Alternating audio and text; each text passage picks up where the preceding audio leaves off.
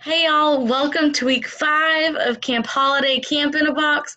This is our social skills video with me, Miss Faith. I am so excited to be here for week 5, but so surprised that it's already week 5. How have we already gone 5 weeks, friends? I don't know, but raise your hand if you've been with us all 5 weeks. It's been so fun, and even though it's not like camp in person, I think we've had an awesome time online, and I've loved seeing everyone's pictures and videos of what they've been up to during camp, holiday camp in a box, and I know we're still going to have an awesome time with our video, even though it's not the same as being in person. We're still going to have fun, and I'm so excited. So we have our soft skills to talk about. We have our topic or a little life skill that we'll be talking about, and also how those soft skills relate to it, and I'm super excited. But before I share my screen and us get started, try to think about week 4's video on Wednesday if you were with week 4, and try to remember what it was I said we were talking about today. I let you guys know at the end of that video, but give yourself a second to see if you can remember. All right, guys. So today we are talking about money and buying things.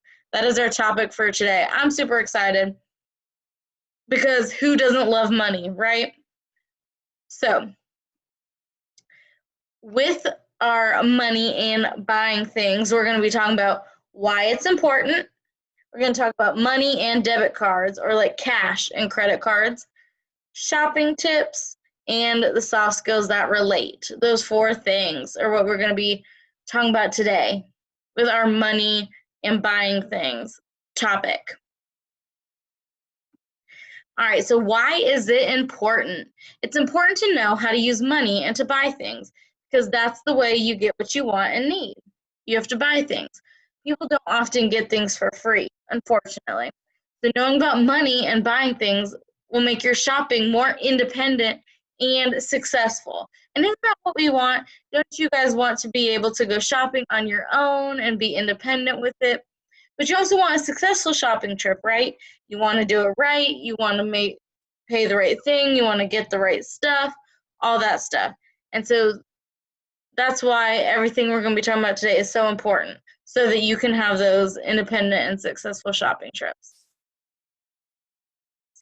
All right, so I want to review 2 forms of money. So we're going to look at cash and a debit card. You may know a lot about both of these things, and I think that's awesome. I'm so excited for you and so happy for you.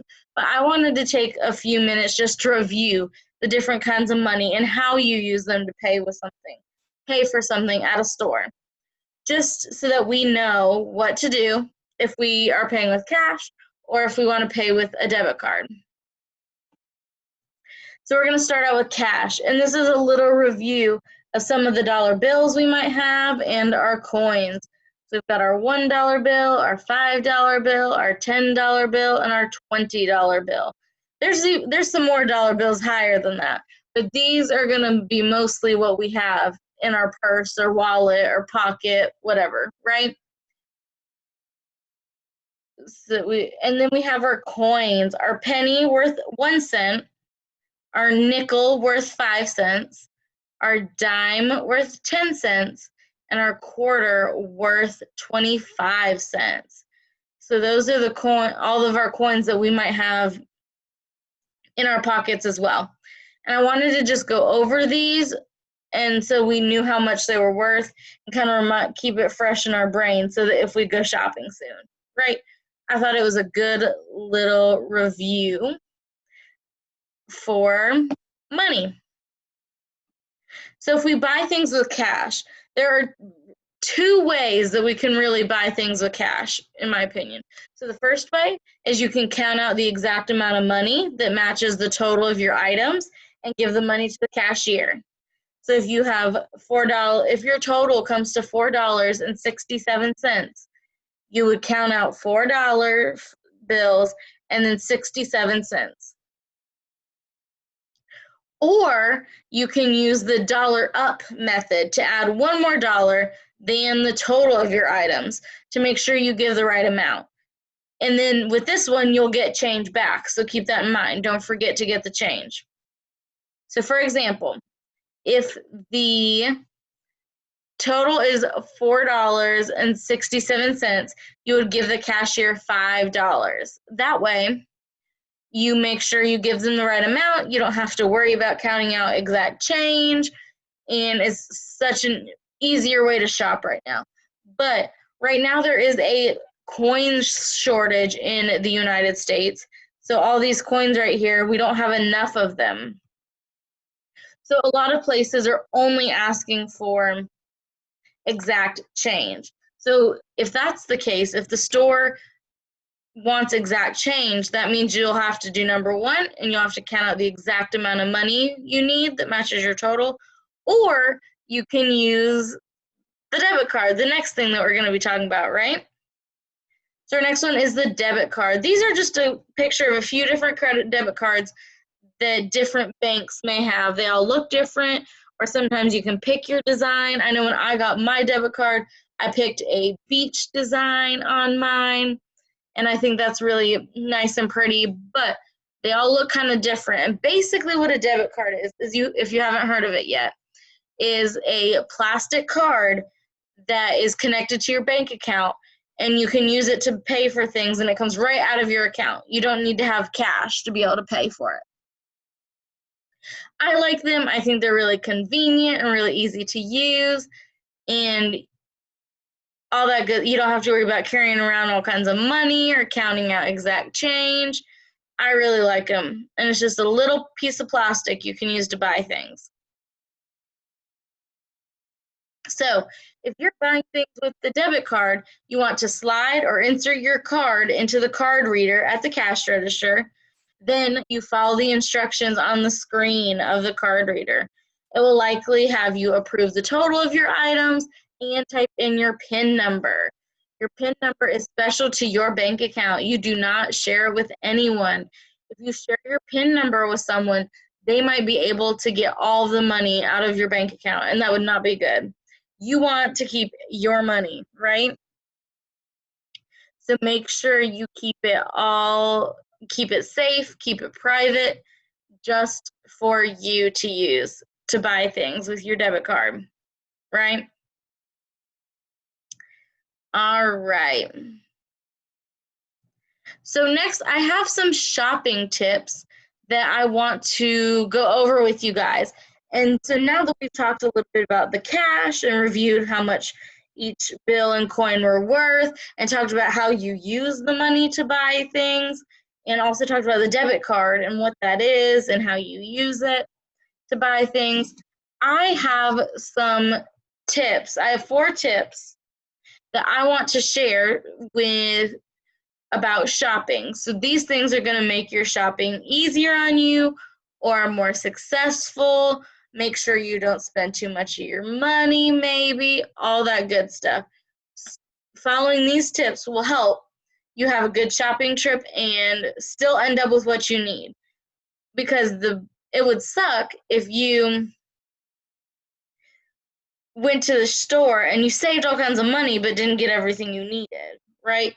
Or you went and spent a ton of money and got too much and got stuff you didn't need, right? So these 4 things I'm going to talk about in just a second will help you with that. All right? So my shopping tips, number 1 is have a budget so that you don't spend more than you have. Having a budget is really important when you go shopping because you only have a limited amount of money in your bank account, right? Or a limited amount of cash in your wallet, and you can't spend more than you have, right? So you need to have a budget to make sure you keep track and stay in line and only get the things that you need, right? Because you could get in big trouble if you spend more than you have, or you try to buy things you don't have the money for. anything like that would be not good and not a successful shopping trip for you. So that first one, having a budget, is really important. And having a budget is as simple as, you know what, I'm going to the store today and I'm not spending more than $15. $15 is all I can spend today. And then anything you buy, you have to make sure it stays within that $15. So it's super simple, but super important. Our second one, say have a list or an idea of what you're looking for. If you're going grocery shopping, get a grocery list. If you're looking for something special, like if you want to treat yourself to a book, maybe write down a couple of books you might like to have so that you can look for them at the store. Or whatever the case may be, whatever it is you might be buying. But it's important to have a list or at least an idea of what you need, because this will save you so much time. And going to the grocery store or any store, going shopping, can take such a long time if we are not disciplined and have a list and know what we are looking for or know what we want to buy. So having that list is going to save us a lot of time, and the list is also going to help us keep our budget, because when you make your list, you make sure the things will generally stay in your budget, because we generally know what certain things cost, right? And then your list will help you stay in budget, because if you only get the things on your list, you should stay pretty close within your budget, right? My tip number 3 for us is pay attention to sales tax. So anytime you buy something in the store, and most of the time when you buy something online too, you have to pay sales tax. So sales tax is extra money you have to pay simply for shopping. So that sales tax is not included in the price tag you see at the store or online. So when you're shopping, you have to pay attention and remember that there's going to be sales tax, and it's going to be a little bit more expensive than what the price tag says, so that you can stay in your budget. Because if you're not paying attention to sales tax and find exactly $15 worth of items because you have your $15 budget, you're actually going to go over budget, because the sales tax is going to make those items more than $15, right? So paying attention and being aware of the fact that there's sales tax is super important when you're shopping, right? And fourth one, I'm sorry guys, I have 4 tips. So my 4th tip is look out for sales and coupons. So sales are when stores will make things cheaper for you because they want to get rid of it. It's a special time of year, whatever the case may be. They'll put things on sale. So you want to pay attention to those sales. And coupons are things you like get in the mail or online or whatever that you can give to the store to make things cheaper. So sales and coupons are super important because it helps you save a lot of money, and when you save that money, that helps your budget. You can maybe afford to get more things with your budget because you're shopping sales and using coupons, or you can use the money you save to put it away for something nice or something bigger that you want to save up for. Or an emergency fund, or if you want to have an emergency fund for something, or if you want to save money to be able to help your parents out, or family out, whatever the case may be. Looking out for those sales and coupons are super important to saving money. And we all like saving money, because that means we have more money in our bank account or in our pockets, right? So those are the 4 tips I really want you guys to think about next time you go shopping. Have a budget, have a list, pay attention to sales tax, and look out for sales and coupons. Those are 4 really simple things that'll make sure you have a more successful shopping trip, right? And now, I know you guys are probably wondering, when are we going to be talking about our soft skills? This is a soft skills video. We've talked all about money and buying things, but I want to talk about the soft skills. And you can see on my screen that I have them pulled up now. There are 3 soft skills that I think go along with money and buying things and shopping and all of that stuff. So that's what we're going to talk about with soft skills. Our first one is problem solving. When we are trying to figure out a budget or our list or our sales tax, or trying to figure out if we want to use cash or a debit card, any of those questions or problems that come up during shopping require problem solving. They require that ability to look at your problem and come up with some solutions. So that problem solving is really important when we are buying things and working with money and all that stuff. Our next one I have is attention. Attention is super important because when we are shopping or using our money, we have got to pay attention. We've got to stay focused so that we stay in budget, that we get the things we need. We can use that attention to watch out for sales and coupons. And it also helps to make sure we're giving the right amount of money and spending the right amount. We don't want to give them too much, too little, whatever the case may be. So that attention is really important when we are using money and buying things. And the last one is flexibility. I think flexibility is an important one I wanted to add in here with this because some stores have different rules and policies. Some stores are set up differently. Some stores have self-checkout and cashiers. Some only have cashiers. So a lot of times stores are different or look different, and we all need to be flexible or go with the flow and be able to handle those differences in different stores, right? So these 3 soft skills are ones you need to watch out for and pay attention to while you're working with money and buying things, right? So we have our problem solving, our attention, and our flexibility. Those are 3 important ones. And all of those things will help us be more successful with our money and buying things. So I really hope you guys loved talking about money today. But next, I want to talk about the video I am going to be sharing with you guys on Wednesday. You guys know I love these videos, and I love to show you guys a little teaser of what we are talking about the next video. So on the next slide, I have what we're talking about. So on Wednesday, we're going to be talking about community workers. That is the theme for this week of camp. So I'm going to be talking about some different community workers, people in the community. We might talk about where we might see them, maybe how we should interact with them and behave with them, what they do for us. I'm not too sure where we'll go with that yet, but I know it'll be about community workers. I know it'll be a good time and all that good stuff. So be sure you get onto the YouTube channel link on Wednesday to be able to watch the video about community workers, right? And I also, before I say goodbye, I want to remind you guys to watch the old videos.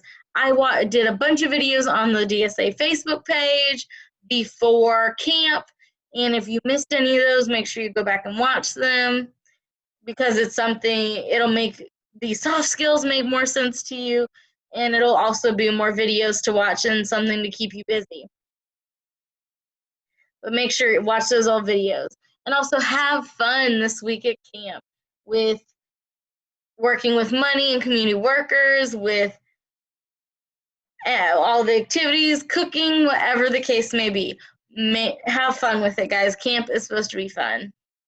All right? So I'm going to stop sharing my screen so I can say my final goodbye. And all right, y'all. It's been an awesome video and an awesome 5 weeks of Camp Holiday. I am so glad you tuned into the video, and I am excited to see you guys on Wednesday for our last video for our community workers in week 5 of camp. So I look forward to it. Have a good day, and I'll see you in the last video.